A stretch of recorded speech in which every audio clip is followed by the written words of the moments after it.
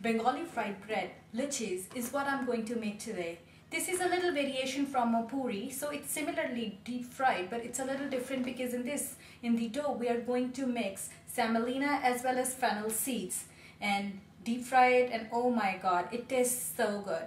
So if you're getting bored of chapatis, rotis and naan, Bengali fried bread is what you want to try. We have hot pan here and we are going to go ahead and roast 1 tablespoon of fennel seeds. Already aromatic, so we'll just take them off the pan and crush them. My roasted fennel seeds, which I'm gonna crush, and if you have fennel seeds powdered, that's fine, you don't have to do this. Fennel seeds are ready. I'll set them aside and start working on my dough. So I have here 3 cups of flour. This is whole wheat flour, but you can also use white wheat flour. And in this I'm going to go ahead and add our 1 tablespoon of fennel seed powder that we had made and half a teaspoon of salt. So we'll add that in, half a teaspoon of salt, fennel powder, and 1 large tablespoon of semolina. Gives a nice texture to our bread. And now we'll simply make a dough as we would make a dough for, like, say, chapati or roti. So mixing everything well together and adding water as required to make a nice dough.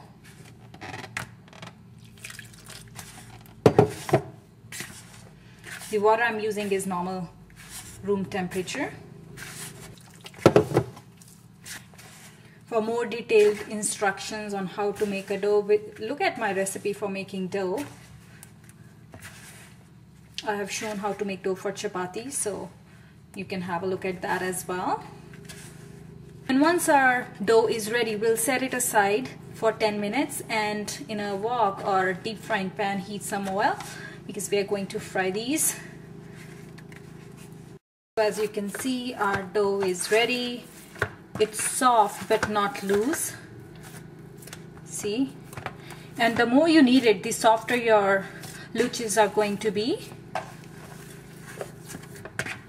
Cover it with a damp kitchen cloth and set it aside for 10 minutes. See, nothing is sticking in the bowl and it's nice. Oil is hot enough.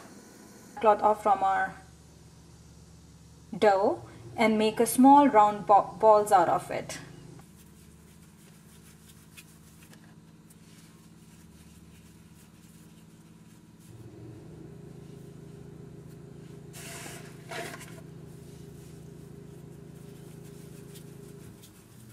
It is like when you're rolling your dough in the flour, make sure that all the excess flour is out because excess flour will just make your luchis a little hard.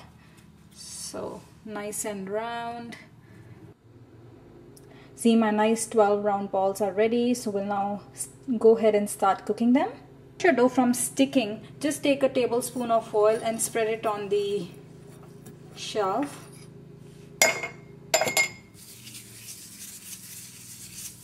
And mind you, this shelf was thoroughly cleaned before I started cooking. So, alright, so just taking a ball of dough and flattening it out.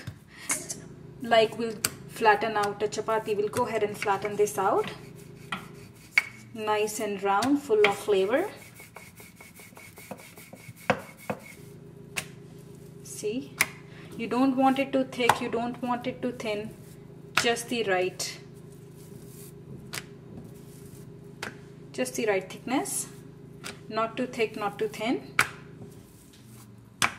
This up and put it in our hot oil.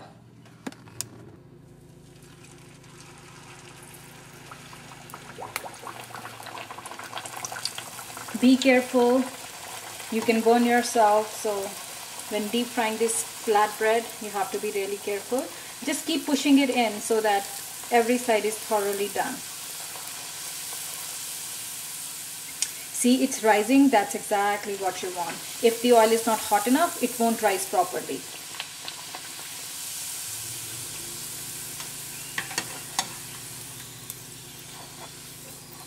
Just turning it around.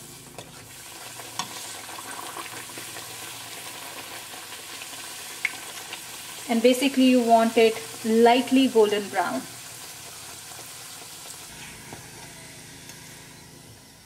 So just putting it on a brown paper to drain out the excess oil, and go ahead and put the second one in.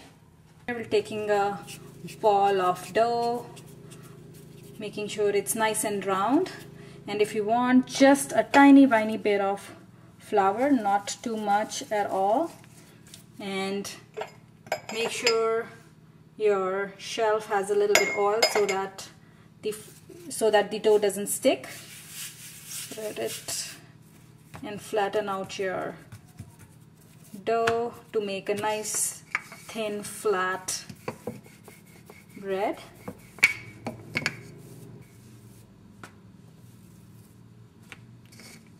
Alright, so once it's nicely done, we'll go ahead, pick it up and put it in our oil. Put it in the oil.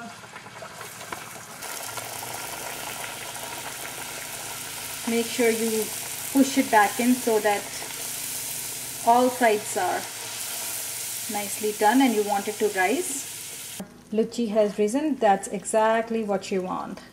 Lovely luchis is ready. I'm going to go ahead and enjoy it with some curry. And hey, don't forget to subscribe and look for more exciting and delicious recipes.